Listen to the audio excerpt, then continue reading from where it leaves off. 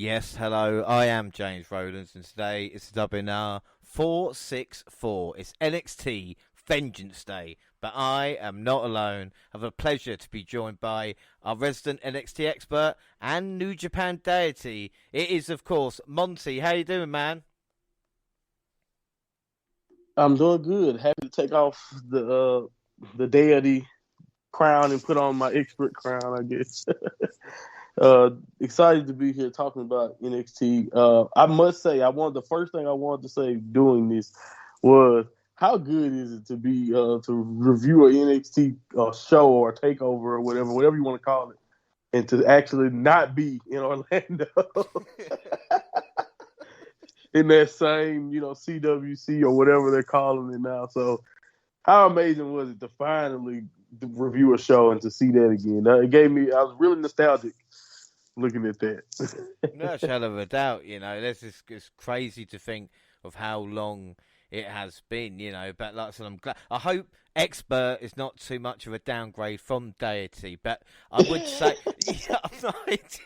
I think we're pretty equal. With NXT, but I think, like I said, with New Japan, I do doff my cap, sir. And I appreciate that. I'll take a bow, or maybe you guys should be bowing to me. But don't push it. Yes, no, the expert is perfectly fine. Perfectly fine.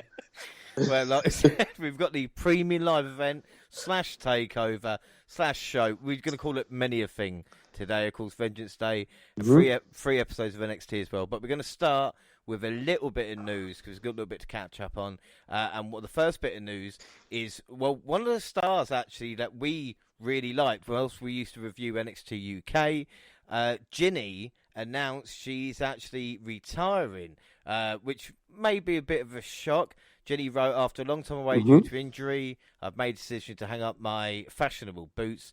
Thank you for all the memories. I remember the next chapter of the rest of my life. Every journey has to end, but in life, every ending is just a new beginning.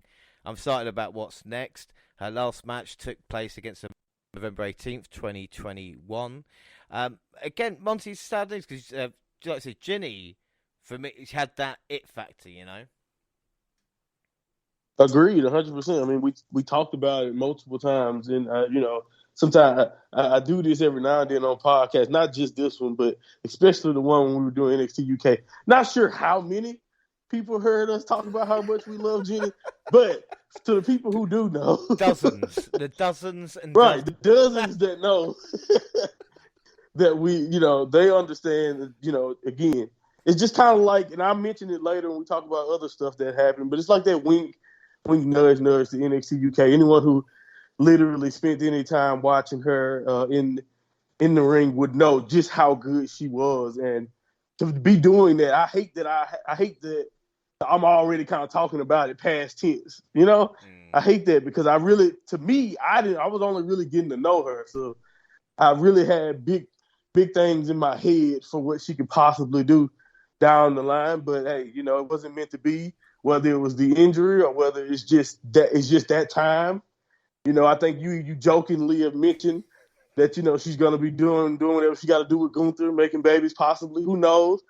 But it, not to take away anything that how great she was, because that's the thing about this. Like, she had it down to a T. The character, like, every time it was a promo, you wanted to pay attention to the fashionista, to Jenny. She did a great job, and that's something that I kind of like.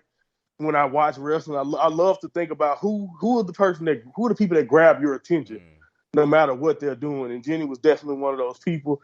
So you gotta just tip your cap. It's sad to see her go because I think she had a lot of potential in the future for what she could have done just under the WWE umbrella. But at the end of the day, the wrestling business is not a business that, honestly, I'm gonna be real with you. As much as it can be a dream for all of us as fans, I can always understand when someone do not want to do that anymore. I always will understand it. I hate it when you're forced out, but when you're allowed to go out on your own terms and, do your own thing, you just kind of tip the cap and, like I said, wish her nothing but the best going forward. Yeah, and this is the thing I hate it with, and it's got become more and more. This is the most recent fad in wrestling I've noticed. just the amount of kind of couples and people joining promotions. It's like Juice Robinson going to AEW, I presume to be nearer Tony Storm. And it's just like, Juice, man, and we've seen it. I know there's couples, Mia Yim and Keith Lee. But again, this is a whole Adam Cole to AEW, what's called a Britt Baker. And of course, Ginny, I think, joins the Sable Club of asking, hitting on her at a bar and realising who the husband is. But we know how tough Gunther is. But Ginny's 35. Probably, if she wants to start a family, and then, in a couple of years' time, or whatever it is, bring her in as, Gunther's manager. No issue with that, or if she's happy doing what she's doing. But like you said, a great talent, respective of, who her partner is or whatever it is. But like you said, it is going to be a bit of a shame. And speaking of missing, not only are we missing out in the UK on kind of how many people care, but we have to be missing out on the network, like the Ric Flair documentary, and a lot of other stuff that they've been doing. That's on Peacock. As you said, Monty, riding the cock. But as we hear, not only are we not getting content, new independent wrestling events will not be featured on the network moving forward. They plan to stop independent wrestling content, and also some of it will be taken off. Most likely, Insane Championship Wrestling and WXW already had their own streaming services, and they're going to be moved off the network. And it's going to be interesting to see, because obviously that was one of the... I remember when we were speaking about, the network's going to have independent content. I don't think, to be fair, we were thinking about this, even though it is great to see people like we talk about NXT crew, to see them in action. But when you think independent, you think with the vast library WWE's got to put on a, will it be that big a mess either, Yeah, it's crazy to think about it. I saw guys like Austin Theory for the very first time, I think, watching, I think it was Evolve he was on or whatever. So, but yeah, it's kind of crazy when you think about it. But honestly, I still kind of I was one of those people who was shocked that they were allowing any type of thing that wasn't under the WWE umbrella already to stream that much. So I really took it as a privilege at the time. So when you think about, again, that time may be up and they may be doing something different, it really makes you wonder, like, what do they have? Are we just going to stick to just the occasional doc and, whatever? Like, what are they going to start doing when it comes to fleshing out? And do they even look at Peacock, or do they even look at that? Is it just a home for their premium live events now? Or is it what it used to be? I know it's still called the WWE Network over there and all of that, but like it's Peacock now. It's not really the network. So is that why the reason why they don't really build on much original content other than maybe Table for Three, maybe Austin podcast here? You know what I mean? So it really makes you wonder what's next and how do they continue to use Peacock and or any streaming service going forward? Because again, who knows what's going to happen, especially with WWE sale and all that being in question down the line. So it's just a lot of big things that could be changing. And maybe Peacock is one of those things, or maybe the network is one of those things. We will have to wait and see. But it does make you wonder, like, what do they do to flesh out, or what do they do for content? Is they just going to rely on their library? What is going to be the future when it comes to streaming WWE content? And again, not to go into too much detail, but, with the network here, Peacock is available here, but obviously it can't have the WWE shows on it, because with other providers, it will go against the contract which is on for BT that shows it here in the UK. And the BT app basically is what I use to watch Raw, SmackDown, and NXT every week. The network, like you said, is literally there just for the premium live event. And again, another good point you made.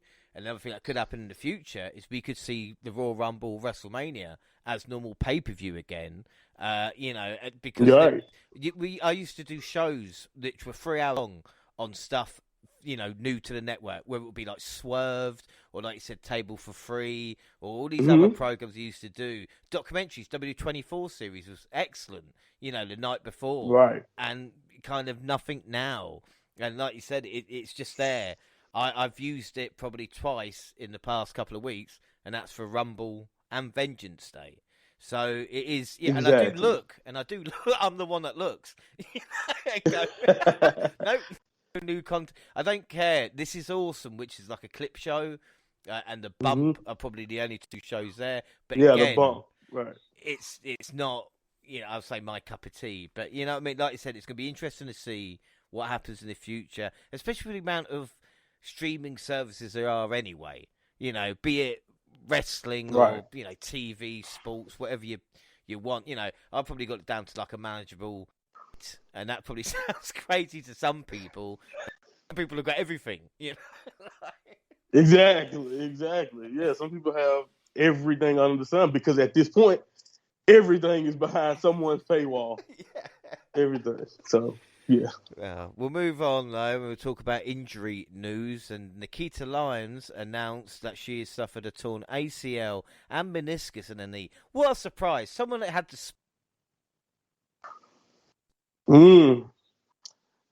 Uh, No, no, you're right. You're 100% right. Like it's just something. It is something to say about that move. Like you literally drop down and put that extra pressure on your knees, and then think about the other offense that she used, the kicks and the jumping kicks and some of the things that she would do. Like it makes sense when you think about it, and it's not. It's kind of unfortunate though because I think this is like the second time in a row, right, that she's did something to her knee area, and I think this one is just a little bit more extreme. So yeah, man, it's unfortunate, but you said it. It's a great.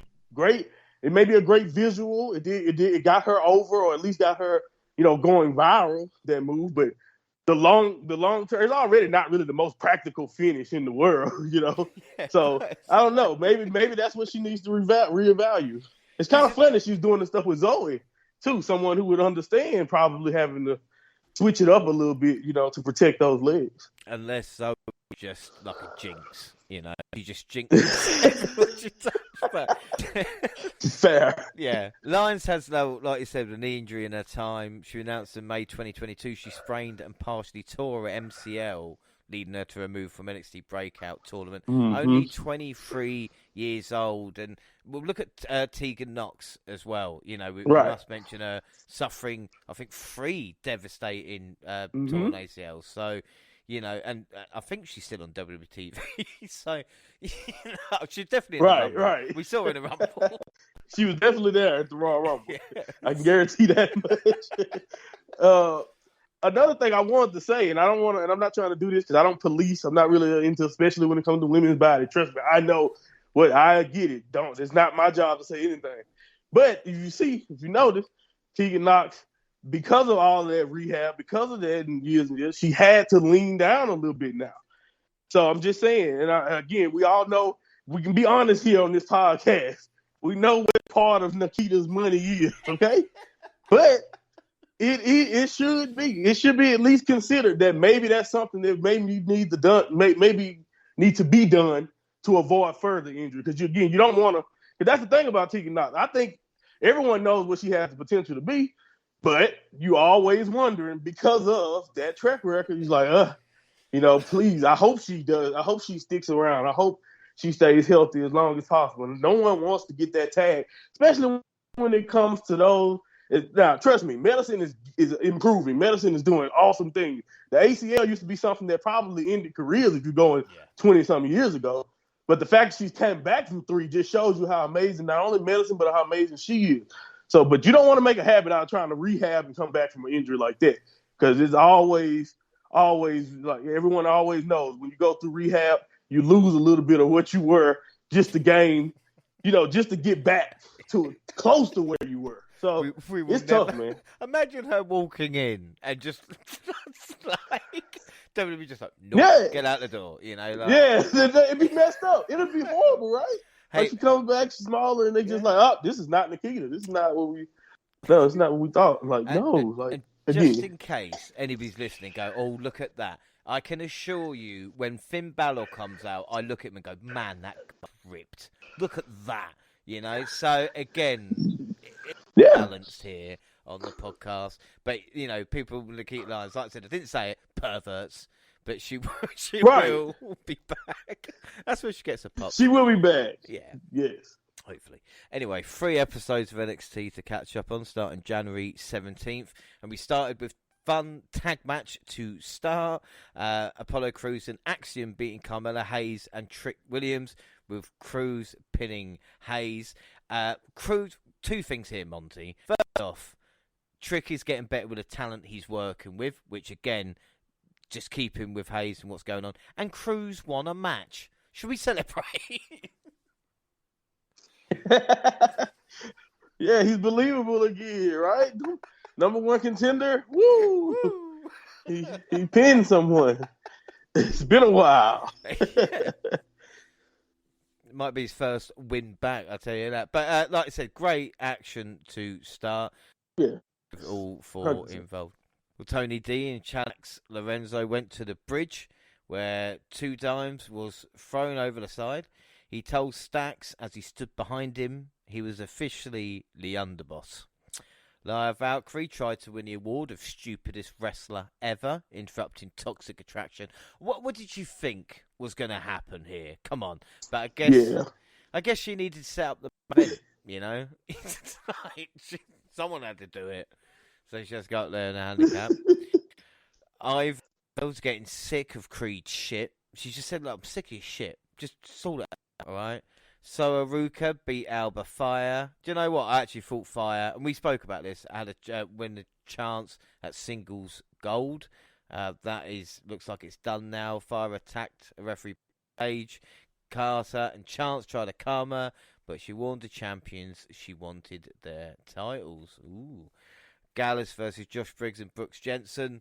Jensen was badly injured, leading Briggs to get beat down by Wolfgang and Mark Coffey. Gallus put away with the Power Slam Insecurity combination. Briggs has shone in this team, but I think the biggest travesty, and we're going to speak about this a lot, why change Gallus's theme? Why change it? 100%, man. Why the hell would you change it, man? And then the kicker about a lot of these new things, I noticed this at the Royal Rumble, because like Finn Balor, for example, I like his new kind of brooding theme he has with Judgment Day, but it's just a remix of the original song.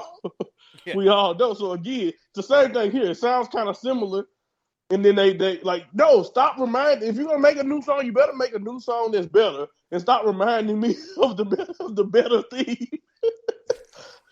So yeah, I hated that they changed it. It's just. I don't know who I could complain to about this, but I don't know why they've done it. But it's less catchy, and I'm never. It's just simple, but no, you have to fuck around with it. Thea Hale versus Valentino Feroz. Elektra Lopez passed brass knuckles to Feroz, who refused to use them. Yeah, that was right. That served her right. That allowed Thea Hale to pick up her first win with a face buster. The New Day were out in suits, making fun of Pretty Deadly. No, boy. Until Elton Prince and Kit Wilson walked out. Yes, boy. They were rightfully angry about the injustice they had suffered. Gallus took offence and a brawl broke out. Officials struggled to contain. And a bit of news on that was there was meant to be a funeral skit actually on NXT featuring the New Day and Pretty Deadly, but following the death of Jay Briscoe, age 38. So that shows a bit of class, doesn't it, Monty? He decided to cancel the funeral skit and pay homage to him. Very classy.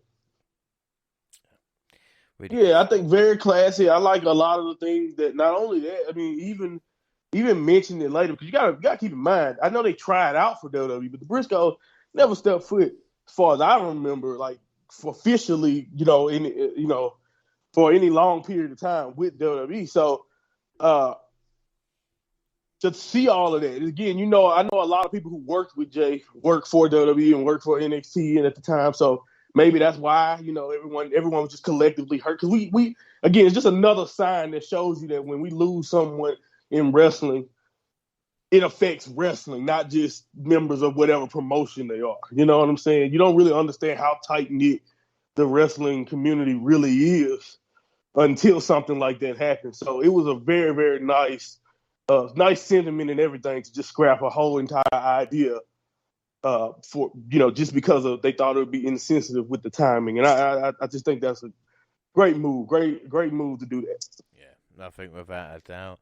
Javier Bernal was ready to sing Feliz Navidad, but Tyler Bate interrupted. He ran over Bernal and finished him off with an awkward attempt at a Tyler Driver 98. But my big question here, why? You know where it's going. Why change Tyler Bates' theme? Why are they doing it? It sounds so generic. It's horrible. Once again. It's horrible. I don't get it, man. I'm not gonna. I don't know, man. It's just I don't know. I don't know what to tell you. And it seems like whatever it goes, they think they can only get a couple of these new things right. It's like, oh, I tell you what. Why don't we make a shitter version of this song? Right. How can I make this song sound as dry and as generic as possible? It's their independent feet. It's when they become independent wrestlers. This is their theme. You know, when WWE can't sue them. It's just, I don't know. But bit of good news. The big strong boy said he's here to stay. So I'm happy about that. And then Toxic Attraction lost to Roxanne Perez, Valkyrie in the main event. Again, not a bad main event, but every segment and match had an NXT UK talent bar one. Isn't that awesome? You know, isn't that great? It just doesn't makes me happy. It really does. NXT UK alive and well. And then January 24th, we start with footage from the PC and Grayson starting a fight with Brooke. First match was Indy Hartwell versus Tiffany Stratton. Tiff faked an injury, cheap shot arrival, then hit a rolling fireman's carry slam and moonsault to win. Andre Chase presenting the award to Thea Hale to mark her first win in NXT, but JD interrupted, degrading Chase Chase ripped off his attire, and I really liked when he just punched him. That's what you want a guy in charge to do. Led to a one-on-one match with JD getting the job done with the devil inside after Duke Hudson walked out on the Professor. Just talk about JD quickly. Do you think they know what they're doing with Jordan Devlin, or do you think at the moment they just because it just seems he's not doing much? Yeah, I think since they even though they kind of eased like we talked about in that multi-man match that Devlin lost. I guess maybe he did kind of lose his way out of the championship contention with I forgot the name. What is the name of the new match they did? The Iron Man Survivor, the Iron Survivor. Yeah. So when he kind of lost that Iron Survivor situation, that kind of removed him from the title picture. So now he's just kind of like, I don't want to say he's in limbo, but he's kind of like in that era where it's like, we can use you here, so we're going to use you. But right now you don't have an active story. You're just going to be irritating people. You're going to be irritating people that the fans like. So, that's kind of like his role right now. And I think sooner or later he'll probably end up mixing it up with maybe, I guess they don't want to run it back with Tyler Bate so soon, because he had a lot of things when he first was getting introduced. He was involved with a lot of people from the NXT UK. So, I don't know if they're just trying to find some fresh opponents or anything, but it does seem like you mentioned that right now the vision for him is very, very unclear. We know he's not going to be in the world title picture, and he's not. I don't know why he's not challenging someone or chasing after Wes Lee, but I guess right now Wes Lee's preoccupied. So again, right now he's just waiting. Maybe that'll be next. Maybe what I just mentioned, Wes Lee or something else down the line will be next for him. I actually wouldn't mind that the more I think about it. But we'll have to see. But yeah, you're right. Right now they do seem a little bit uncertain with where they want JD to be. Well, up next we get Ivy Nile, Tatum Paxley versus Kiana James with Helen Henley. After James tripped Ivy from behind, kept the Tatum Paxley from interfering. Henley won with a shining wizard. Poor Ivy. No one's taken more hits than Ivy Nile these past few months here on NXT. God damn Shawn Michaels. The Creed Brothers versus Drew Gulak and Hank Walker. Gulak wasn't a fan of Diamond Mine. This led to a match. Creed Bros beating our boy Hank and Drew, who Gulak did not tag out, left Hank alone to take a Brutus Bomb for the loss. Afterwards, the Creed brothers put over Ivory. Oh, there we go. And then put them, for getting them back on track. However, Indus and Jinder Mahal arrived to challenge them, and Niall accepted. Apollo Crews headed to Hayes' favourite barbershop. Bello and Trick met him there, and Crews and Hayes agreed to a 2 out of 3 falls match. I think my favourite line was even like Mello saying to Crews, "What are you doing here?" He's like, "Well, what, just because of your plate?" No, you haven't got any hair. Like, that's, I suppose, the whole point. He said what everyone was thinking, by the way. Yeah. What everyone was thinking. Just, put it out there. Lecture Lopez versus Wendy Chu. We see Chu begin to come back. She blast. We see Lopez blasting with brass knuckles for the 3 count. Feroz was frustrated, but seemed to understand. Oh, use them to win. Ah, that's what I did wrong last week. Tony D. Tony D'Angelo. No, you know what? I also want to say it's very interesting that you have William Regal's son on your roster, but a lecturer is the one using Dempsey goes to check his bag, and he's like, "Where are they? Where's my dad's Where's nuts?" my nuts? Right. Well, I'm going to get a lot of shit for the next bit, but Tony D'Angelo and Channon Stacks Lorenzo celebrated their new partnership at a fancy Italian restaurant. They shared spaghetti and didn't realise they both had the same bit. As they sucked it and got closer, their eyes met in a non-stop gaze, and finally, after what seemed like hours, but was only seconds, they kissed each other. Grayson Waller sauntered to the ring and called out Bron Breakker with his fake NXT Championship. The locker room tried to stop the NXT Champ from fighting him, but the two still brawled until Waller sent Breakker through the barricade. I wouldn't have minded if they didn't show the break afterwards. They showed, like, look, this is the wall where the hole was. So what the fuck? This is where it easily breaks. Fucking right. He's gonna. This is exactly the spot that I want you to run through, right here. And then they proceed to run through it. I don't know. Even afterwards, we saw it broke away.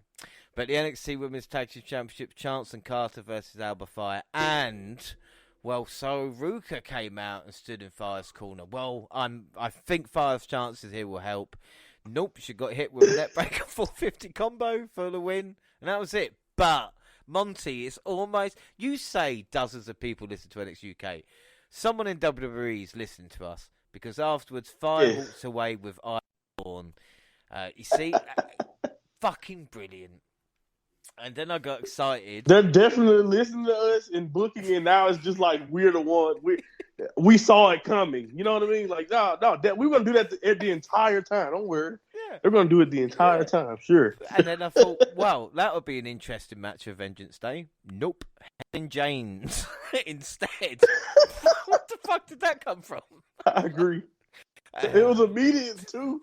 It's like, it wasn't that long in between the segments where they was like, we show you this. Oh, nice new interesting tag team who can challenge for the title. Oh no, the people who don't even like each other. Let's go with this. What the fucking hell? Cora Jade tried to talk down about Lyra Valkyrie, but the camera cut to Nikita Lyons, who'd been injured in the XT parking lot. Hope it's not a serious injury. Wesley and Dijak met in a dark room where the champ refused to show any fear in the face of his latest champ. Gigi and JC threw catty shots at one another until Roxanne Perez mocked both of them. The two members of Toxic Attraction looked ready to fight each other, but then switched modes, stomping the NXT Women's Champion and sending her through a table during their contract signing. Showman with Dolan and Jane holding the championship belt together. Now, Monty, I'm sorry, but even if you're playing along, you wouldn't talk that much shit about each other throughout. I mean, they went for it. There was no. They went for it, man. Exactly. It's like, so this is, and I got it. I kind of figured that they were just gonna swerve us, but because it was too early for them to already not like each other, I figured that. But it's to that extent, it's like, no, hold on, they've been waiting to turn on each other for a while. If this is how they're talking about each other, it's like, Wow, they've already thought this through. Mm-hmm. Wow, yeah, is many a true word said in jest, but yeah, it's a step too far. Gigi got the best of it, but it's not a competition. Last episode, January 31st, Creed Brothers versus Indishow. We've been waiting for this match for a very, very long time. Jinder Mahal grabbed the leg of Julius to slow him down. 10-week deal, right? Something like that. My God, it's almost as long as LA Knight versus Bray Wyatt. I thought we were going to have a pitch black match. I didn't know what we were going to get. Right. Ivy got on the apron to threaten Jinder and was knocked down by Julius. Julius and Brutus forgot she was a wrestler, so Brutus attended to Niall and sank with fear. Took him down. And they didn't even bother with a double team move. That's what I was disappointed with. It was just a choke slam while Veer watches, I guess, or whatever. Stands with his arms raised. Like, really? Not even a double choke slam? But Julius very well in this and saved Veer from breaking his neck, which again is a massive bonus. What strength, man. Yeah, fair play.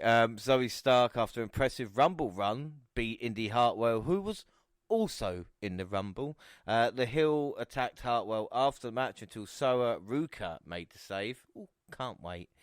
Wesley with a pointless promo. Bron's older brother Dijak beat Von Wagner. And do you know what? This was superbly good. This was better than it should have ever been. It was just two big meaty men slapping meat, you know? Yeah, and again, I think guys like, and I hate to do this because you're right. This is probably one of those times where I have an opportunity to say something positive about Von Wagner. But I'm going to choose to just put over Dijak because look at the type of match he got out of Von freaking Wagner, man. Like you mentioned, no, but it was definitely way better than it had any right to be. I'll say that. Without doubt. And speaking of great match, well, so easy. That was an alright match. But speaking of great matches, speaking of something else, we see Bate versus Axiom. I loved Axiom wondering what happened to A-Kid. I mean, this is... What happened to A-Kid? Because, like you say, only you and I are laughing at this. Like, they're booking NXT for us at this moment in time. Just you know... My fiance was like, "Hold on, isn't he A-Kid?" I'm like, "See, yes, he was." And I'm just chuckling the entire time. Even Bate going, "Do you know what? There's a lot of similarities between the two." Right, you remind me of him. I'm not sure what it is. Oh God!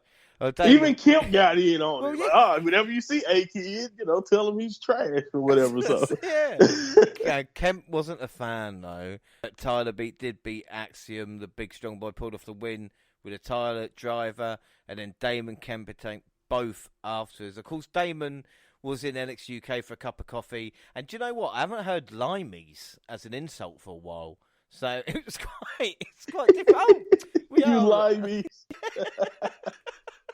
Fair enough, but the action was excellent. I'm pleased people can see it now. People go, "Oh, fucking hell." Right. Like, I understand that. I saw that. Like, I was, oh yeah, see, they had a Heritage Cup match on the little tablet, and now here we are running it back here. Like, we appreciated it, but it's so great. Again, like you mentioned, I literally heard someone talk about Blair Davenport earlier. And they were saying, after what happened between her and Will Ospreay, when Ospreay gave her a cutter and kind of kicked her out of the Empire, she went into hiding, which was NXT UK. Oh. So they literally called it into hiding. That's what they meant. So like, that's how bad it was. So I'm so glad these guys are on TV every week now. Well, like I said, the joke's on them because and Bate. We've got Isla Dawn with Alba Fire. I mean, it was a ceremony about her being reborn or letting go of her ego or some shit. And then we had the woman that I disliked the most in NXT UK, Stevie Turner, making an in-ring debut. There was 4D. Vic did mention 4D for a second, and shut up, Vic. He did. Shut up, Vic. It doesn't make any sense. Just shut up. But Danny gave Stevie Turner more of a fight than she expected. However, the streamer not a steamer. Took out Palmer, a pump kick DDT, and a set outside slam for win. And I tell you something, Stevie Turner looked better in this match than her entire NXT UK run. That's fair play, fair play. And I want to tell her this too. I like the DDT better than the Uranai. The way she whipped the DDT, I was like, no, that you finish it with that. You don't need the other move. But there you go. Sometimes they do flog a dead horse. I can't remember what match I was watching, but it's like you hit really cool finisher, and then two other just completely unnecessary moves. It felt like he finished on a clothesline. You're just like, what are you doing? Like, bro, finish the match, he's man. Dead. He's dead. He just dropped her on her head. She's gone. What are you doing? Charlie Dempsey and Drew Gulak had a technical battle fans would expect of the two submissions. We're getting spoiled on this NXT basically when it comes to actual wrestling, because Gulak fought out a crossface chicken wing threw Dempsey face first into Hank Walker to set up a surprise pinfall. And do you know what? This has not been a bad story told either. It's not a main storyline, but again, this is a bit like the old NXT where everything's kind of happening for a reason. Of course, Gulak with Dempsey and Walker, and you be surprised if you saw switcheroo in this one. Dempsey loses, but I think the most ended in a pin. It was just like right. That's a great point. Like, definitely expecting one of them to have to tap out or something. So, yeah, man, what a shot. But it was definitely some solid work here, and I agree. I think they've done a great job. It may be dragging to some people, but I think they've done a great job of just doing a little bit every week, a little bit, adding another layer to the story every week. I think we all can kind of see that. I don't know how long Gulak and Hank will last together, but I guess we'll have to ride it out and see how the story goes. But definitely a nice little first encounter here when it comes to Gulak and Dempsey. Well, this is a weird thing because it's like, even in because obviously we've got our NXT today, and you can imagine Gulak getting rid of Hank and saying, look, you're useless to me, and becoming a team with Dempsey or kind of managing him. And then, you've got Chase U, of course, Andre Chase. Maybe he has problems with Duke Hudson. Mm-hmm. Duke Hudson turns on him, needs a new student. Old Hank's there. Long-term storytelling. That's what we're going to do. Agreed. But it does make sense in a way, because like you said, in NXT, the problem is we've just had matches and things that happen that just of no connectivity, if you know what I mean. Like I said, if at least there's little stories and little things, which can only be a good thing.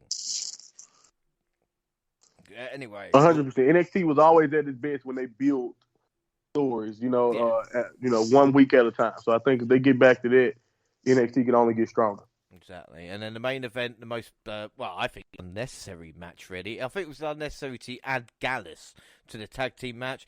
But we get the New Day Invitational, the Dyad versus Mallet Blade, Edge of Snuffy versus Chase U. Winner would be added to Vengeance Day. Reed and Fowler had a plan that played out in isolating Chase. Finally, Duke got the big hot tag and turned the action round. Chase U picked up the win with the Fratliner on Reed. The night ended with Gallus and Pretty Deadly staring down Chase U, the New Day, and celebrating the win of the underdogs. Day did more to put over, like I said, put over Chase U than it was anything else. Because I'm not saying this victory came out of nowhere, but it's a bit surprising it got added so quickly to this tag team match, Yeah, I agree. Honestly, it's always kind of harder to gauge, especially down there in Orlando, just how over Chase U is when they have their entire little section that's dedicated to them. But you're right, the New Day definitely did a great job here, kind of giving the rub to Chase U.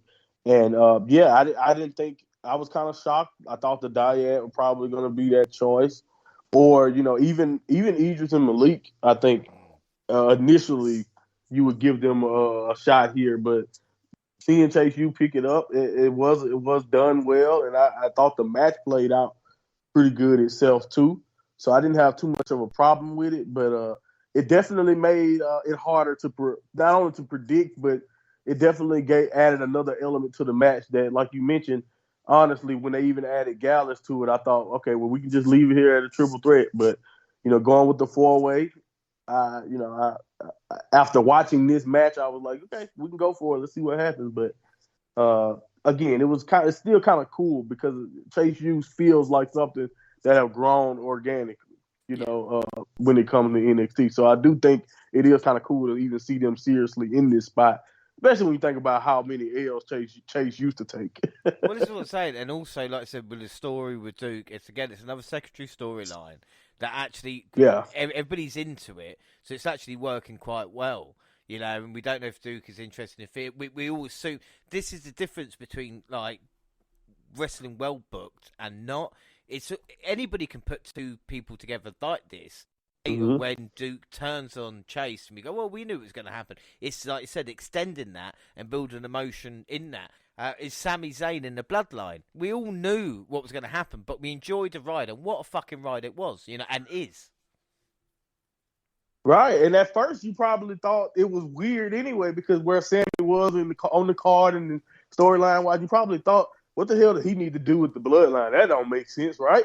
But then, like you said, as the story continued to get told week after week after week, now everyone is probably one of the most invested in storylines in wrestling right now. So again, it probably is the most invested in storyline. But the point is, like you mentioned, is that building it up. Sometimes stories can drag, but usually when you can get an end goal and you can get people invested in the characters, and then you can get to your end goal, even if that is the predictable end goal. Maybe, who knows?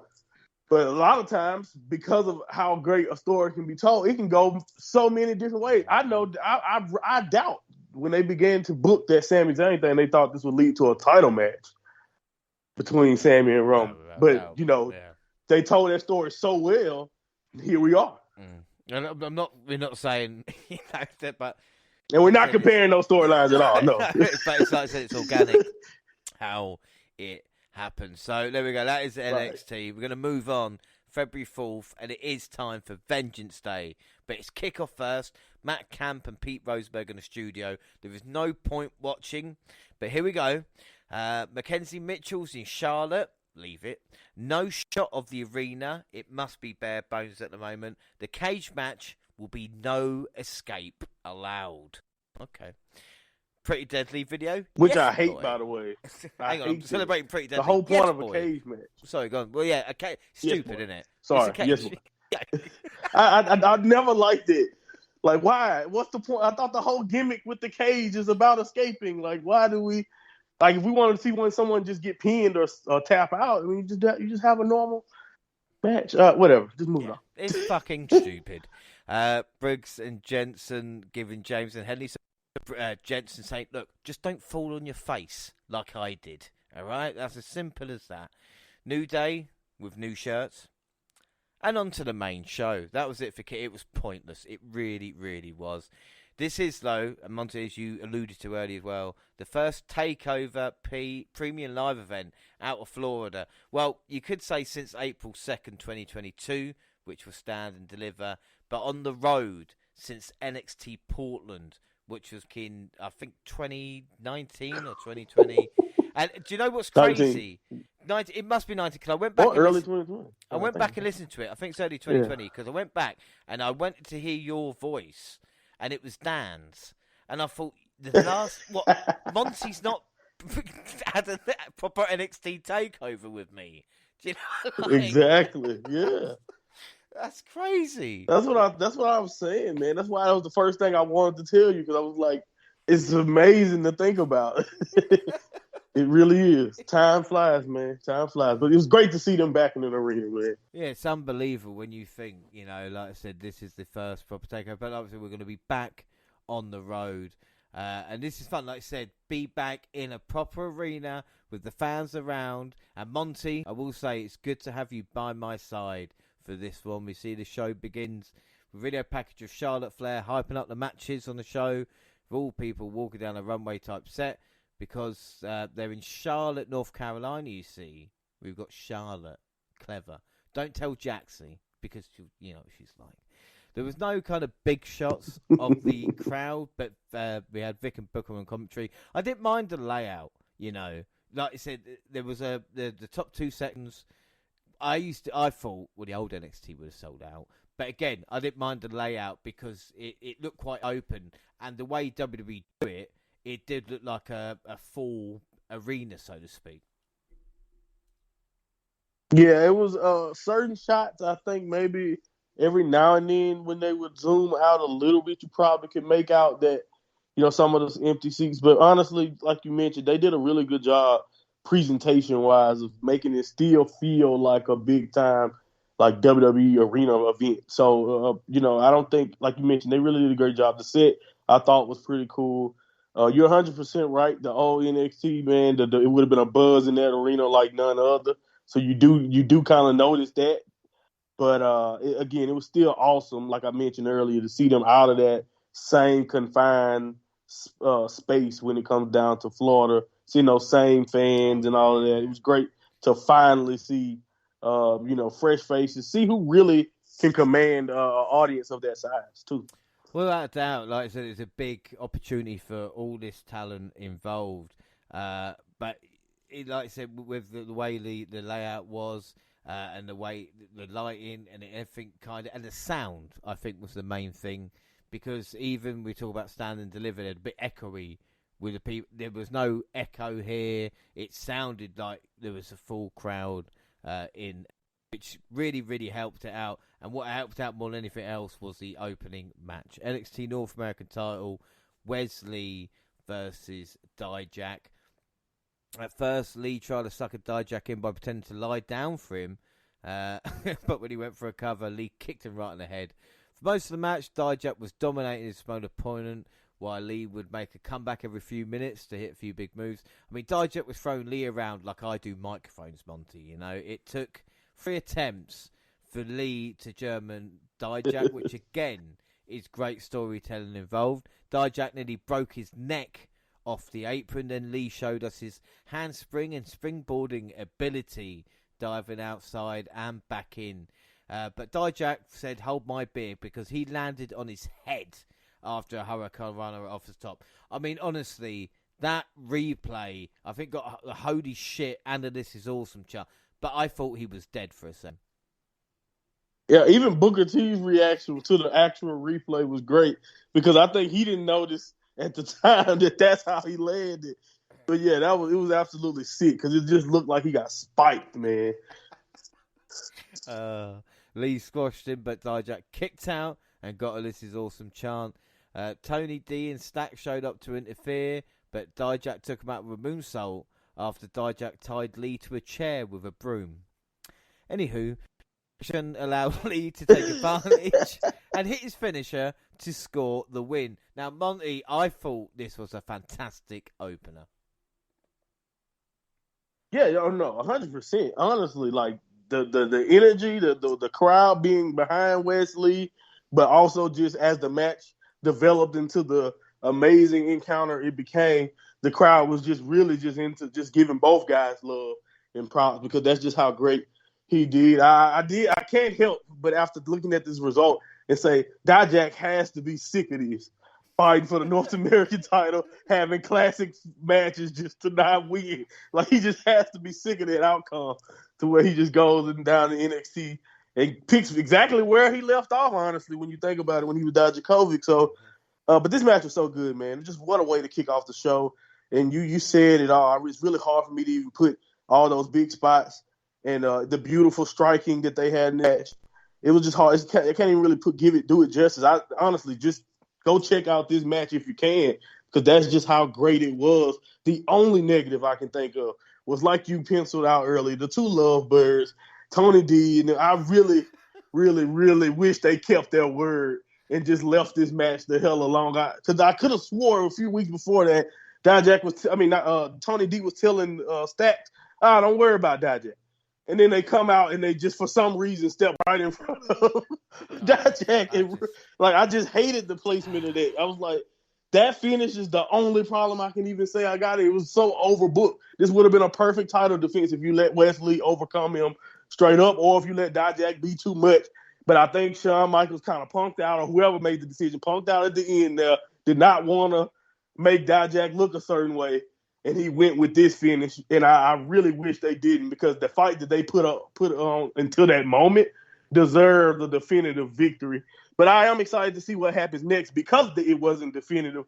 Where do we go now in the North American title picture? So it is interesting to say that, but I gave it 4 3/4 because the only thing I could take away from it was the overbooked finish, in my opinion. I mean, there's a couple of things I took a note of here. Dijak, for me, just looks awkward with this character. Like I said, we've seen Dominic Dijakovic, we've seen this Dijak, we've seen T-Bar, and I just don't know if he is awkward or will grow into it. But he's just fire in the ring. You mentioned it with Von Wagner, with Wesley, talking about classic matches with Keith Lee. He's unbelievable. You know, man. like, it doesn't matter. Size, tall. I mean, I won't call Keith Lee fat, but you know what I mean? Like, big men, little men, put him in the ring. He has a banger. It's that character and connecting. Because he connects with the audience through his wrestling. With people. Yeah. Right. Right. With Dijak, I just think he's missing that out a little bit. And also another thing, talking about connection with the fans, because we know baby faces can get bland, but the underdogs like Ray or even Sami Zayn, Lee, Wesley connecting with the crowd, and I know fits right in. It's honestly just like the crowd was so into this. It was like being back at a takeover. That's how good this opening match was for me. I agree. The energy was 100% there. They really bought into him fighting the bigger man here. And you're 100% right also with Dijak's character thing. I think that's probably the only thing that's ever been a knock on him, is how do you get people to believe in him as a character? And I'm with you. Coming in and just kind of talking about justice and doing this and you know, just making angry faces, and you're not to be, you know, he looked like a guy who's not to be messed with anyway. So, like, what's more? It's kind of like it's funny. They did this segment with Robert Stone and Von Wagner. He was like, you know, make someone care about you, Von, basically. And Dijak kind of has the same thing, you know. Right. He kind of has the same thing going on with his character. Like, make someone care about who you are. But we love everything about him when it comes to wrestling. You bring that bell, Dijak is going to bring it. And this is exactly what you saw here. And Wesley was the perfect, like you mentioned, underdog. And it was a great story told there between them two. I just really wish that Stacks and Tony D left them alone. Yeah, no, I'm going to agree with you. I'm going to give it 4 3/4 out of 5. I thought I was over. Right, you know, because I love NXT. And when it's like this is the reason why I have loved it and still love it. And loved it when it was, even when it turned it back on us. And you were here, Monty, for that. I still stuck with it. You know, I don't know, it'll be all right. Through the dark days.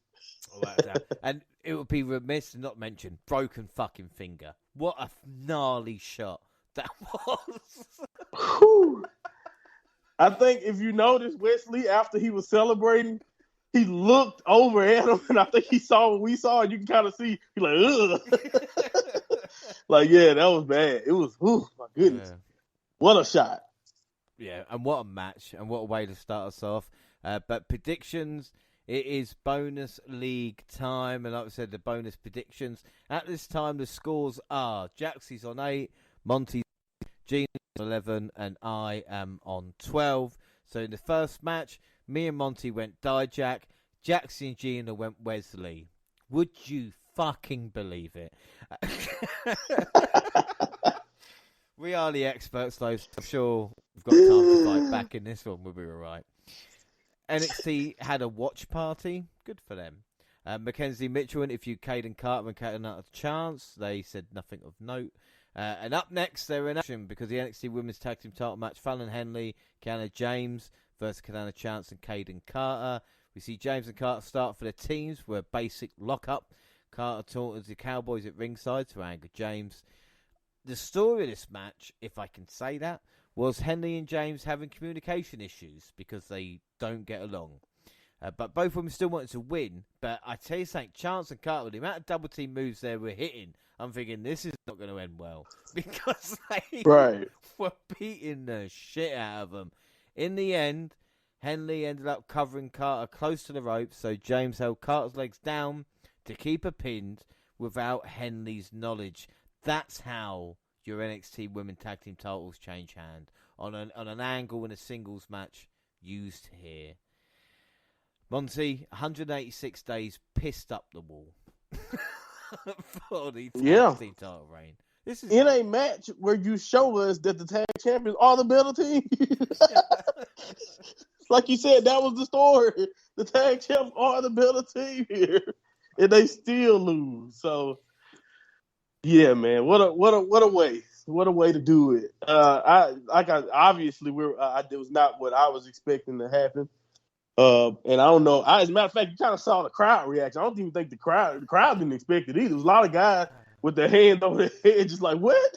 Couldn't believe it. So, but it was still a pretty good match, and especially better than my expectations coming in. And like I said, Carter and Chance was the better team. They executed like that. You even mentioned that. But in the finish, I was not expecting it to go that way, but I kind of knew. I was debating when I was predicting something was going to go not as I would imagine it's supposed to go. But I still did not see us getting new champs. But I guess we'll just have to see what they're going to do with that story going forward, and what does that mean for the tag title, particularly when I talk about earlier that we have an even more interesting team kind of waiting in the men, in my opinion, who can be tag champions going forward. So I don't know. Maybe we'll see. Maybe they're trying to protect Caden and Katana from that, or I don't know what the hell going on, and they're just passing the belts around because it makes a nice new team to be there, because it felt like Carter and Chance were running out of opponents. That's another element of it. So I don't know, but we'll have to wait it out. I think my final thoughts was like 3 3/4. Yeah, 3 3/4. Well, like I said, 186 days reign. You would maybe think Chance and Carter would go on the main roster because they're one of the only tag teams. Yeah. Yeah, the only thing James and Henley did to get a shot is be a tag team. But credit to them, they did use a tag move during this match. And at least they're not Briggs and Jensen, So you got to be happy. I mean, thank fuck this didn't start the show. The reaction of the crowd is mainly due to booking. We should learn they changed women's titles on takeovers. They fucked us about 3 times here, and they probably switched the title on NXT out of nowhere too, just in a random, another random throwaway tag match. maybe story whatsoever. Maybe we got too cocky thinking it was and Fire are going to challenge him. We thought, oh no, they won't change the titles yet, and it's just, yep, just do it, right? Fuck it. But as you said, it was clunky. I'm going to give it 3 3/4 out of 5 predictions. Well, Monty, you and I, of course, went Chance and Carter. Incredibly, Jackson and Gina went Henley and James. Can you? Both of them? Both of them. They're never going to listen to this. They're both cheated here, all right? They're both copied each other's answers because, I'm sorry, but both of them, like you said, it's not. Both of them thought of that? That's crazy, right? It's like, wow. Yeah, all right. So, girls 2, boys 0. At Vengeance Day watch party, Drew Gulak and Hank Walker talked about the show. Gulak wanted Walker to get wrestling gear. Now, like get some gear, man. Wrestler. And I'll tell you what, Hank, I don't know if someone's doing off. He was pissing himself. He was having a really good time. I don't know why. It's just good old Hank, I suppose. We then see Valkyrie cut a promo on Cora Jade. She says that Jade is two-faced since Jade called her out for a match and then backed out of it. She issued an open challenge for NXT. And then we move on. 2 out of 3 falls. Carmella Hayes versus Apollo Crews. Really good promo video. Actually making sense, kind of Apollo in NXT and making Mello just look magic, And not only that, but Williams with a special introduction listing all his accomplishments in NXT. I mean, man, you were so every time I see Hayes, I go, you were so fucking right. You were so right so early. Do you know, it's so early. And that's what you got to appreciate. I'm on the fucking bandwagon now. And weirdly enough, people are going to be, in 2-3 years' time, they're going to be like, oh, you were a fan early. You go, you think I was? Right. Right. Oh, I can't wait. I cannot wait. That's honestly, that was one of the things I was hoping for. I think that's why he was part of my Royal Rumble prediction. I was like, you know what? I want someone to not know who Carmelo is. So I can just talk their ear off about how good he is. And you're 100% right. He looked like the biggest star in NXT with that introduction. You know, the accolades and just everything about the presentation. They have hit it out the park when it comes to Carmelo, and he has hit it out the park. So, yeah, man, I'm happy that I was right. But he the one who went out there and continued to every week show you why I saw that he was going to be special, even in the breakout tournament. You know, all the way back then to those days when I didn't even really have a clue that it would be to this level. I'm just 100%. I love the way they presented him. And like you mentioned, every premium live event, all the ones in Florida that he was a part of, it seemed like he was, kind of building to this. So it was a nice touch to kind of continue that tradition of him, having the jerseys and the rafters and all that type of stuff in Charlotte. Yeah, that's one of the things I love about just wrestling in general, the way your opinion can change or just the way you look at certain wrestlers. Like the way I looked at Hayes to begin with was just a kind of like, I don't know, it's just anybody in Ring of Honor, do you know what I mean? That could do like a springboard or something like that. And then you realise, oh shit, there is something there. And Trick adds to the presentation so much as well, I will say. Like, not obviously in ring, but just the whole, even the comparisons, Shawn Michaels-esque, because he's got the kind of big man behind him, I love all that shit. Cruz also got a special entrance, running through his WWE career up until this point. He's peaked. They're giving this the real big match feeling here. And of course the two are both gifted technicians and high flyers, so they start with a fast-paced exchange of holds and takedowns. But I thought they started wrestling it a bit like it was an Iron Man match. And I thought, how fucking long is this going to be? But again, I still enjoyed it. Williams was at ringside praying for a comeback from Hayes, and his prayer got answered when he hit La Miska for a near fall. An elevated cutter got 2 for Hayes, locked in a crossface. Cruz tapped out, giving Hayes the first fall. Now, Monty, you're a massive Melo fan. How many times has he won with a crossface finisher? This is the first time I've ever seen it, particularly in NXT. I can't speak for anything before this, but yeah, in NXT, I've not seen him make anyone, not only with the crossface, I don't think I've seen him make anyone submit in general. So, yeah, man, first time for everything, huh? Even, I think it was answered like, Vic's go, or Booker say, maybe he tapped out early because, he wanted to save himself. And it's just like, Booker's like, no, he didn't. Nah, that hurt. No, it hurt. He just tapped out, yeah. They trade shots to start the second fall. Cruz pops off a trio of Germans for hitting a standing shooting star press for a near fall.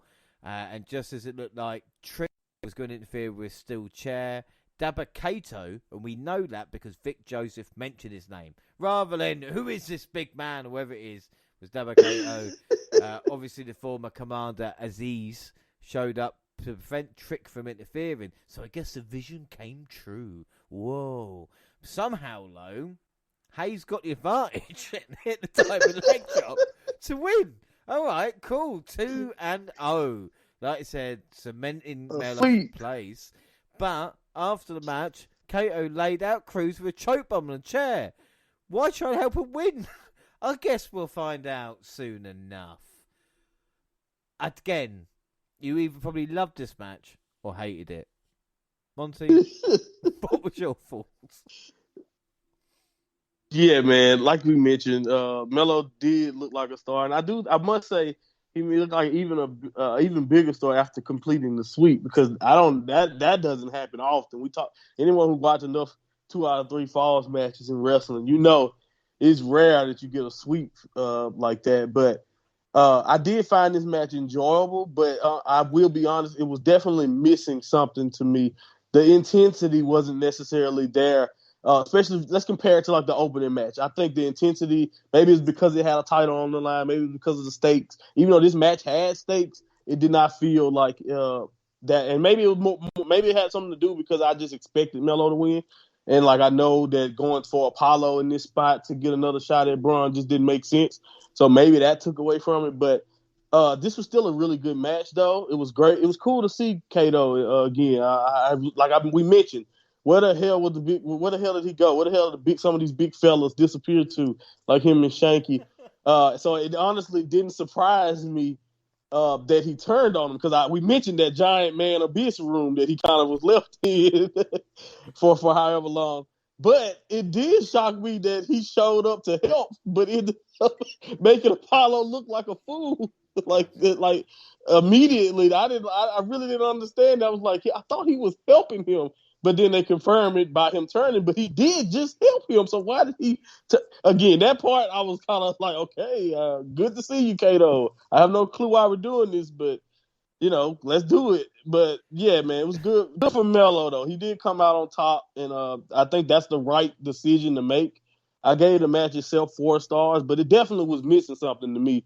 And again, I'll let you kind of go. Maybe you could tell me, am I missing something? Am I wrong? Was it better than I'm saying? It was a match of the year. No, like I said, no, it was the action warmed up after the first fall. But again, I don't know if it's not Apollo kind of getting out of first gear, so to speak. But it did get into it, but it was good. Could have been great. And have Commander Aziz show up. I know we're trying to get Double K as a character, but people are going, that's Aziz. Even in his jacket to cause a distraction for Cruz, stops Trick from interfering, makes the vision come true, but puts Cruz off long enough for Hayes, because Hayes just beat him twice. That's simple as that, and like Carmelo comes out, look at the bigger star. And like we said, I'm glad we're on the Hayes train, because I'm glad we're not on the cruise, I guess, because otherwise, we'd be a little bit worried at this moment. But I said 4 stars. I do agree with you. I think the same. I think you. The problem is, I'll say you and I don't put anything in your mouth, so to speak. You expect from these two guys, we know what they can do. Then they've got 25 minutes to play with, and I think the 25 minutes was a little bit of a hindrance. Then it helped, because if it was 15 minutes, they just cram everything into it. That might have been more fun. A bit like it would have been a much faster pace. Yeah, that's true. Well, predictions. We all went Melo, so the first points for the NXT experts. Yeah, we've got one. Yeah, you can listen to Gina and Jaxie's NXT update next month. No, all Melo. So it's 3-1 at this moment in time.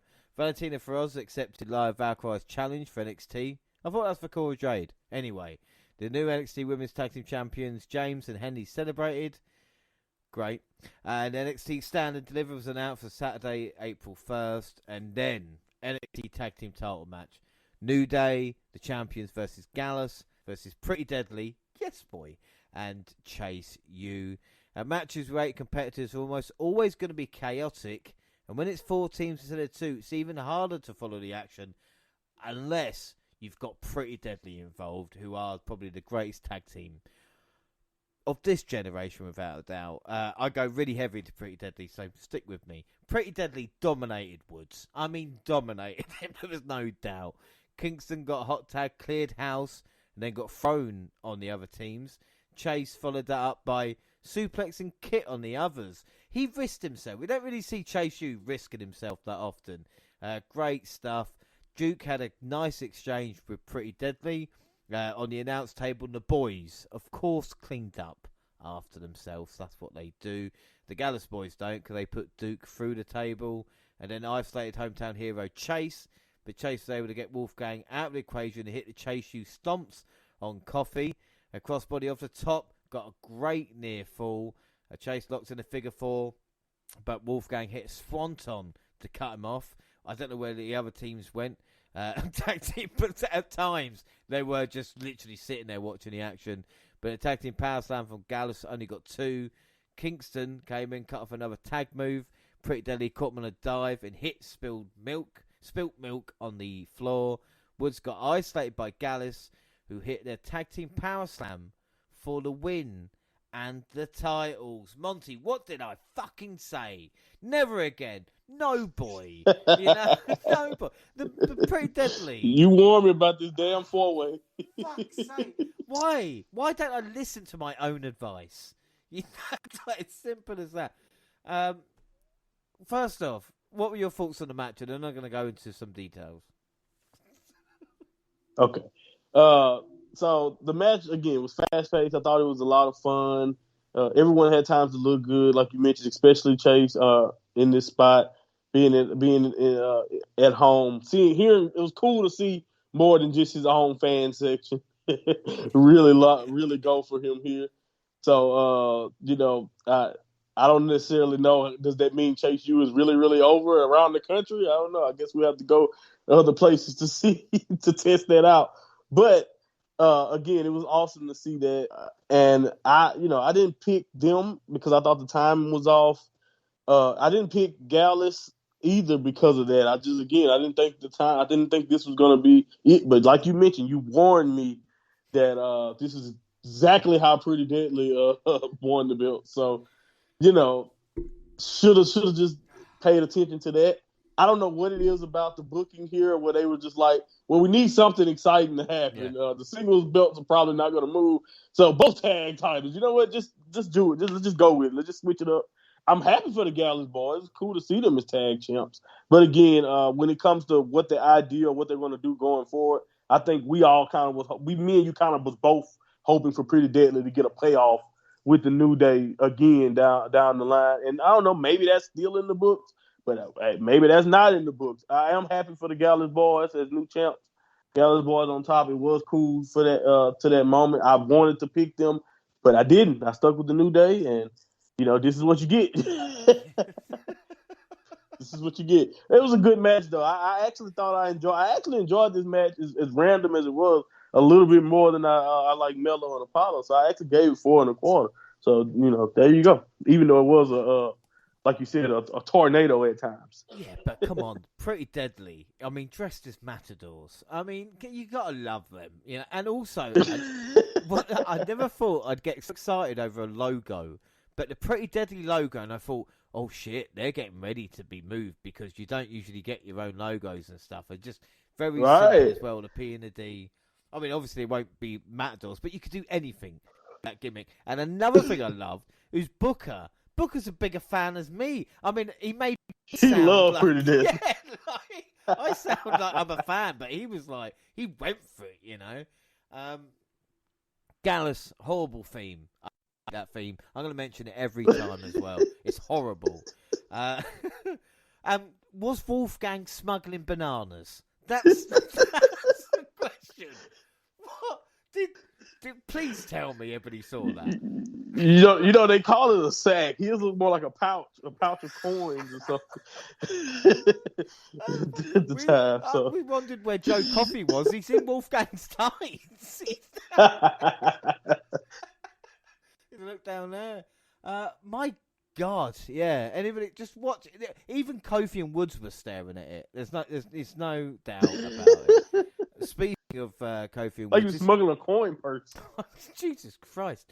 Where was I? Yeah, love New Day in NXT, right? Because this is what helps out, and it's just a shame when we might still get New Day, but I wanted New Day, right. Pretty Deadly at standard level. What the fuck are New Day going to do at WrestleMania? To be fair, apart from maybe hosting it, not going to be a tag match, are they? Come on. No, I 100% agree. It makes more sense to me, and I think even in the short time they've been here, even though they haven't been able to wrestle the entire time, the New Day has elevated this division pretty fast, and I think that was part of my thought process when I was like trying to predict. I was like, they have already kind of elevated the division. It actually feels like a division for a change. by comparison to where it was. But I don't know, man. Hopefully we're just overreacting and they'll still be involved. But we'll see. You know what should have happened when Woods was ready to go for the cover. It's like Booker should have cost him. Booker should have cost him. Yes. Pulling Kofi or Xavier out of the ring. And denying it forever. And Vic's like, but we just saw. I didn't do anything. What are you talking about? I mean, the thing is, Pretty Deadly are so good. They even bump for Thea. That's how good strong layer tag team is when they just bump around with her blowing her horn, so to speak. But yes, as you mentioned, Monty, Gallus boys on top. I gave this a 4.5 out of 5. Really, the thing is, what makes an enjoyable match as well is, like I said, teams that and to have all four, right. Like I said, Chase U, all have a little bit of, like I love, obviously New Day being the greatest team of all time, Pretty Deadly. Gallus from NXT UK. I wonder if they'll have a longer reign as they did in NXT UK. And of course, Chase U as well. Like I said, it felt like they've fleshed out the tag team division a little bit. Yeah, and then like to mention, we just had the triple threat tag match for Chase U to get in here with two other teams. We talked about the Grizzled Young Vets in the past and all of that. And you have Sanga and Veer. The Creeds had nothing to do with this match. You know what I'm saying? So. Yeah, man, they're kind of getting a little depth when it comes to the teams that they have. Yeah. Well, predictions: Monty, James, and Gina went New Day. Jaxie went Gallus. Oh, nice shout. Okay. 4 for 4, Jaxie. Gina's on 3. You and I are on 1. I just need to stop watching, I guess.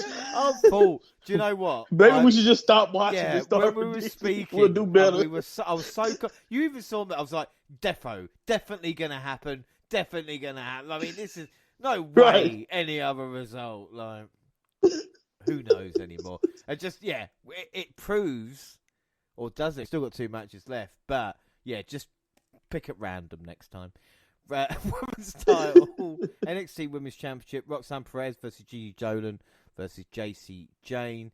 Perez with a disadvantage because, Jane and Dolan are toxic attraction and worked as a unit. Despite the fact only one woman can win in the end, and toxic attraction worked together against Perez, but the former Roxy was able to find ways to use a number game against them to keep herself in the fight. As soon as Jane tried to get a pin, Dolan was outside, they began to argue. Dolan pulled her into the way of a suicide dive from Perez and began beating the champion down. Some vicious kicks to the face from Gigi as well. Where's that? I want to see more of that, thanks. We see them putting Dolan got put through a table at ringside. Gigi pulled a McIntyre, basically, is what I'm trying to say. What a fucking... I can't believe that's part of the dictionary as well. And Perez hit a code red from the turnbuckle on Jane to score the pin and retain her title. All 3 look great. I really liked the exchange between Jane and Gigi. Best part. And again, it's just nice to see 3 women who don't usually get this chance. Monty, what are your thoughts? Yeah, I agree 100%, man. I wasn't really into the double team in the Roxy because I expected that, and at the end of the day, I think we know it only be one champion.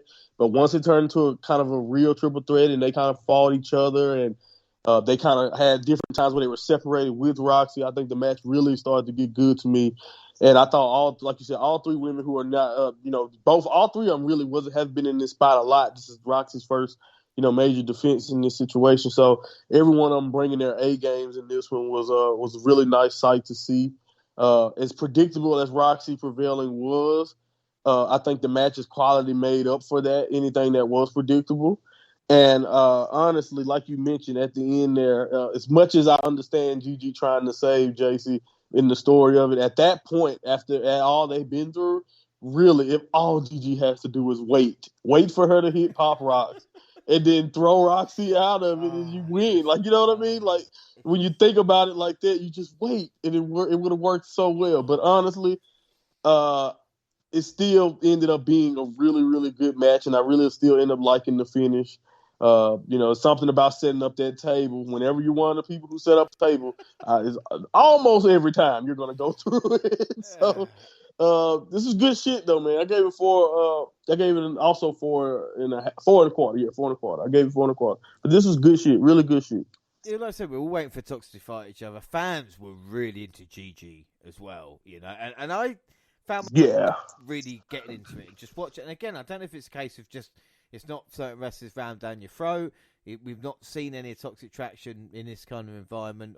Yeah, it's fresh. Yeah, even like the double headbutt spot was fun, just like I said, a little bit different. And you could argue you protected GG on the pin, which, again, judging by crowd reaction, you would think. With Roxanne, I think, again, she'll do most for talking in the ring. Just don't make her too bland.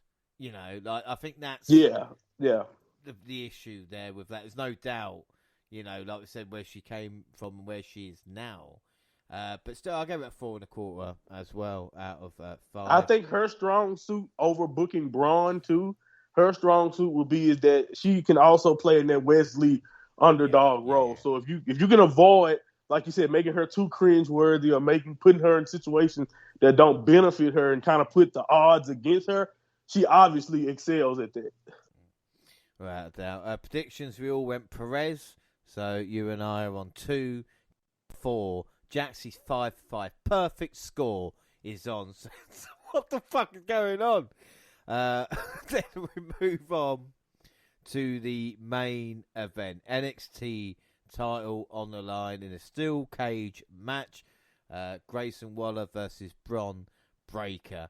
And Waller came out with a train of beautiful women and a golden shoey. That's my golden shoey, mate. A shoe I planted. And of course he won. In traditional Australian fashion. I mean, amount of, cricket and rugby that I've watched and football even, where the Australians have the golden shoey afterwards. One thing's for sure, Scott Steiner's going to sue Waller for gimmick infringement for wearing that chainmail hood. You know what I'm saying? 100%. You better watch yourself. You're going to get that cease and desist is coming. And again, I'm running out of ideas for Breakker to break, but this time you step through a banner of Waller and cut down the middle. They definitely are. They are completely out of ideas, man. Stuff for him to break. Well, his name's Breakker. God damn it, he's got to do something. And it's like, what the fucking hell? But we see Waller jumping Breakker before he got in the cage and dodged a Breakker's spear, but Breakker stopped short of the barricade and clotheslined. Primal celebrating Waller. Breakker sent the door into Waller's face for getting them both in the ring. Breakker then ran wild. However, Waller used the environment and the damage already caused to find ways to get the upper hand. As time went on, it seemed like Waller found his groove and began to dictate the pace a bit. He became a bit more desperate. Waller started taking bigger risks. He climbed all the way to the top of the cage. When Breakker stood up, Waller tried to climb back down. That didn't help. And he got sued off the top.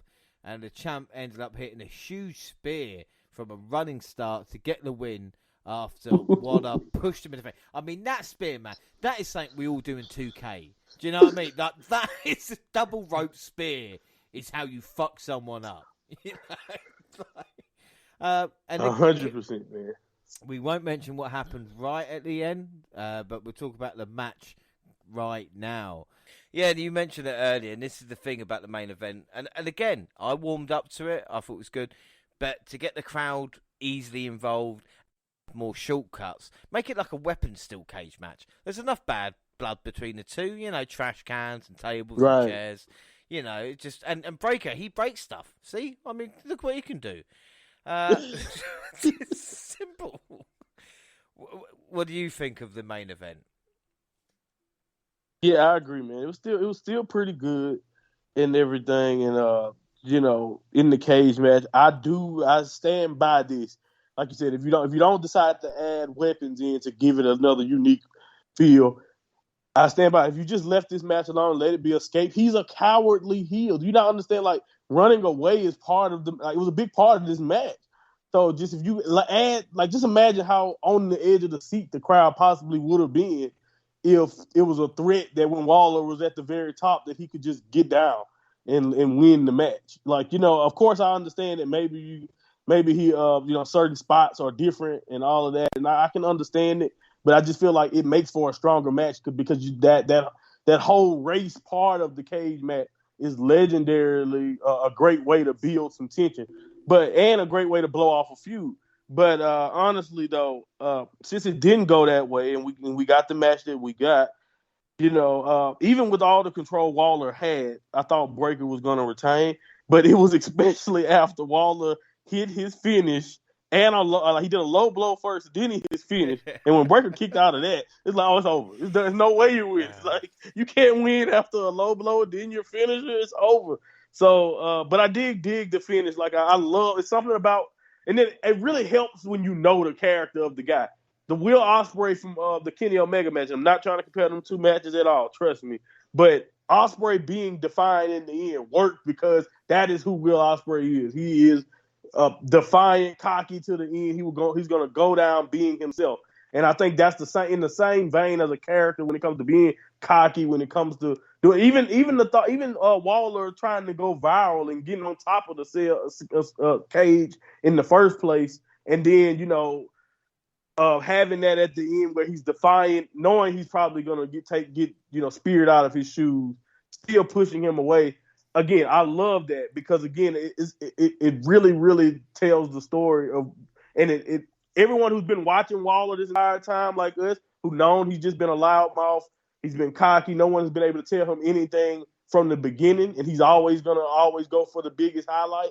When you have those elements added into the match, it really is a nice touch to add something on to the match itself, especially because, again, I think we all figured that the champion would be retaining here.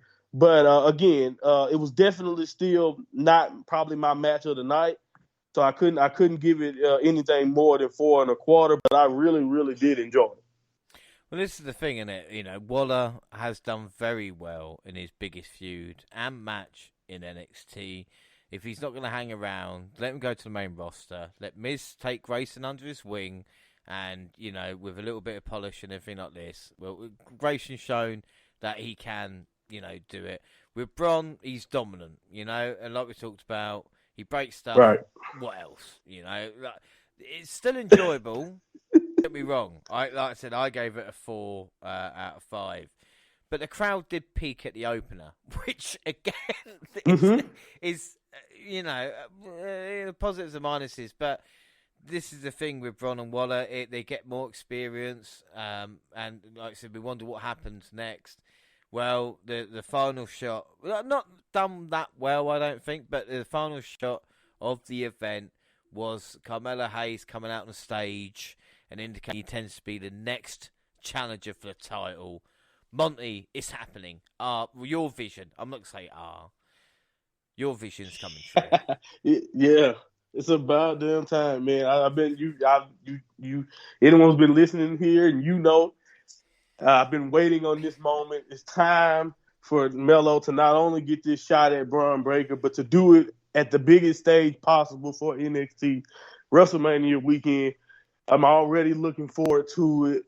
It should be a special encounter. And I just really hope that they give, when it comes to storytelling, I hope that they put all that they can into the story to get us there. That's the only thing I'm a little iffy about. Like you mentioned, they tried to kind of give everyone that good tease that Melo was next, and it was kind of little, definitely weird the way they tried to execute it.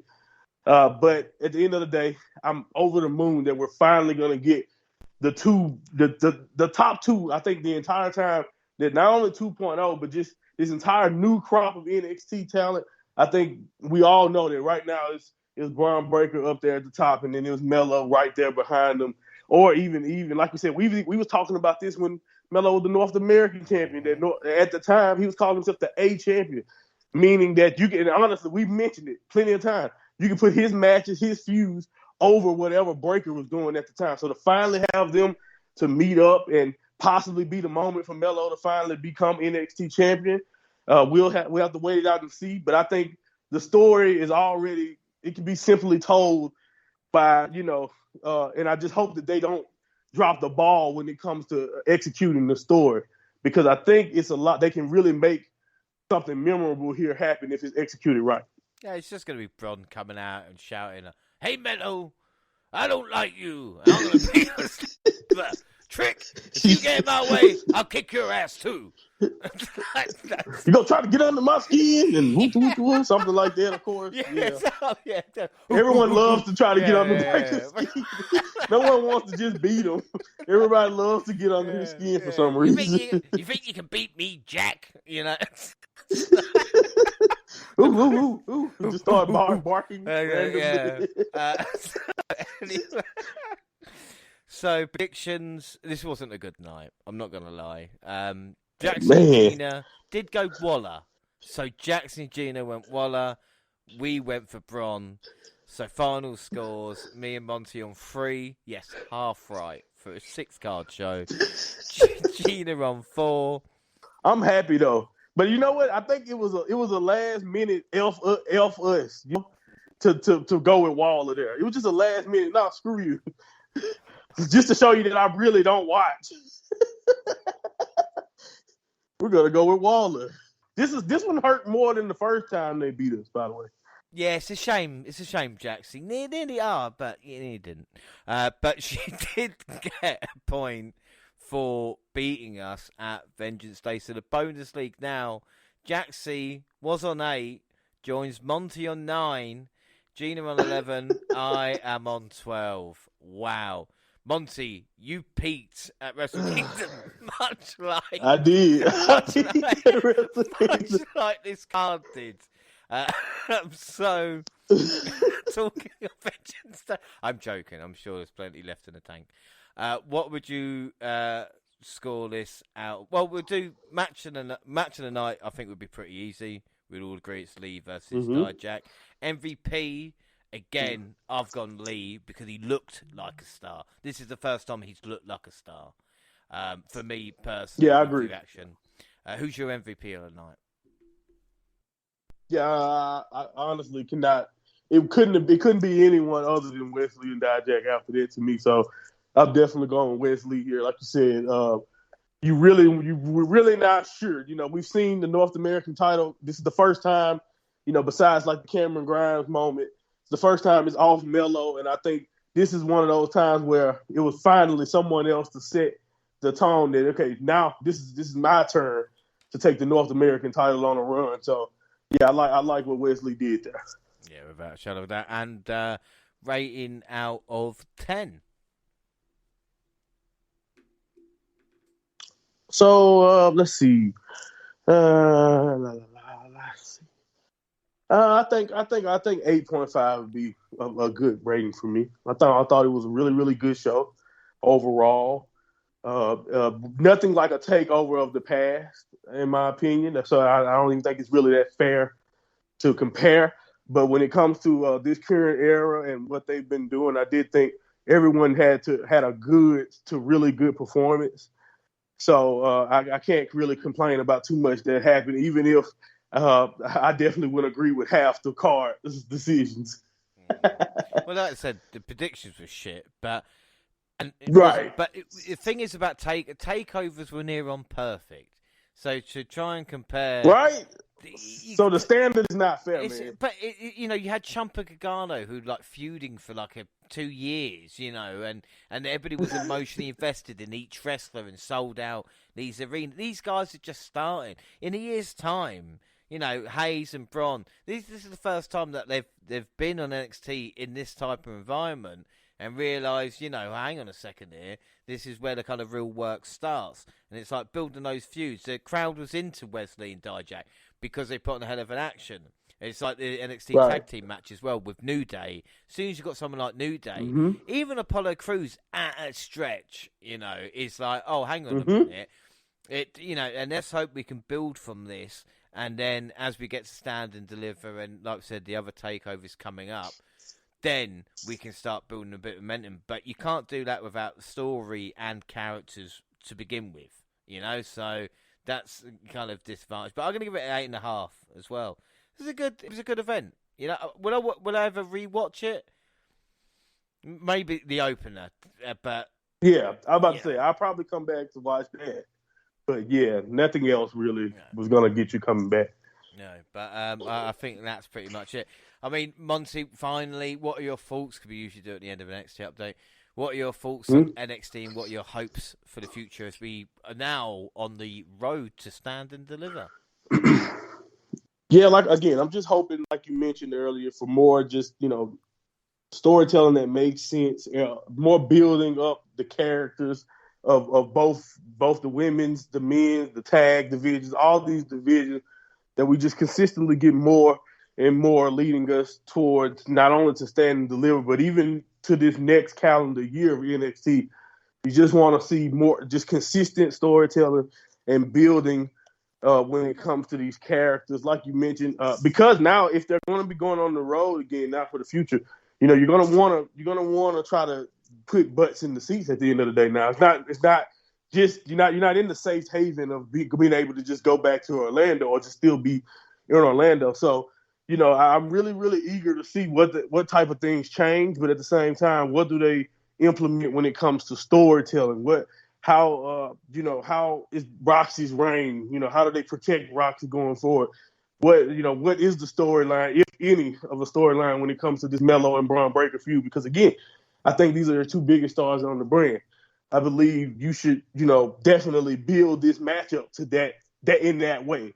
But there's also so many other unknowns, like we talked about Jordan Devlin and now Waller. Now that he's not in this spot, you have so many other great talent. And you have the young talent like the Tiffany Strattons that they're obviously trying to build back up here. So we have a lot of things going on, a lot of moving pieces. We don't necessarily know what the New Day is going to be doing next, but I am excited to see where we go going forward. And I think that's at least a plus when you think about, after watching a show like that, if you're still excited to see what happens next and where we're going when it comes to television, I think that is the biggest plus when it comes to NXT at this point, like you said, because everything is so new. Everyone is figuring things out. So you just have to give it time. But I can't wait to see what happens and what is the story going into Stand and Deliver, and what kind of card do we get overall. Yeah. Do you know what? I'm already thinking about your reaction when we do the review on the WrestleMania Live weekend. We're going to literally be like an hour after it happened. And you're going to be like the happiest Monty ever, or just like Bronson cunt. Right, I'm gonna be so dejected.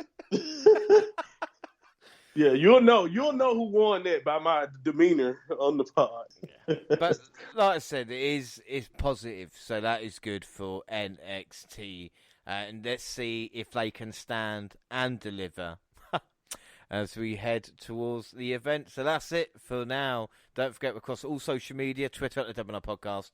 I'm at the WNRJ, and you can find the entire WNR team on the Twitter banner. Monty, where can people find you or listen to you? All right, you can go to YouTube, type in Mind of Monty all together. You can subscribe to the YouTube channel, or you can go, like you mentioned, not only on your Twitter banner, or you can just type in @Mind Monty Pod. Click the link in my bio. You can catch our latest podcast where we detail our trip to San Antonio and what's happened since that trip. And also, I will do my best to preview and review some of these New Beginning shows. They have literally piled up by the day sometimes. Yeah. But I will do my best to get ahead of that for you guys on the newest pod. So check it out. Yeah, we need your help. Like, honestly, like Jackson and Gina, I love them to bits, but they're not going to have a fucking clue what we're talking about on Battle in the Valley. I've got the matches that you put, I'm going to watch them, but it's like I catch up with the week in wrestling and then think, shit, I've still got 20 hours of New Japan to watch. But I will Battle in the Valley will be, I think it's on the 18th. We'll do it the weekend after. I'm praying and hoping that I'm caught up with New Japan by then. But hey, at the moment, as long as I'm caught up with the stuff I'm before the show, I'm more than happy with that. WNR also on Facebook and Instagram, across all Google platforms. Send us an email, WNRpodcast@gmail.com, and YouTube, podcast, where we latest clips and podcasts. Same time on YouTube as do SoundCloud on your phone. Also, Spotify and iTunes, where you can download, subscribe, rate, and review there. So that is it. Our next episode will be AEW Roundup. But Monty, I mean, I don't want to put the cart before the horse. I assume you will be joining us for the Elimination Chamber review, considering what a big match it is. Definitely. Oh, man. Montreal, yeah, I will have to figure out. Of course, like you said, I don't know. We'll figure out dates and all that. But, yeah, definitely. I'll try my best to be there for that. That's, like you said, it's too big of a show. Too big of a show to miss. Yeah, I do. I thought about doing it just me and Jaxie, but I don't think that's fair on you and Gina, considering, like I said, how big it is. But until then, I've been James Reynolds-Lewis, joined by the mind of Monty. Monty, thank you for joining me for this show, our first proper premium live event / takeover NXT show. And let's hope it's the start of many, many more. Yes, sir. Always an honor. Always an honor. Well, thanks for listening, everybody, and bye.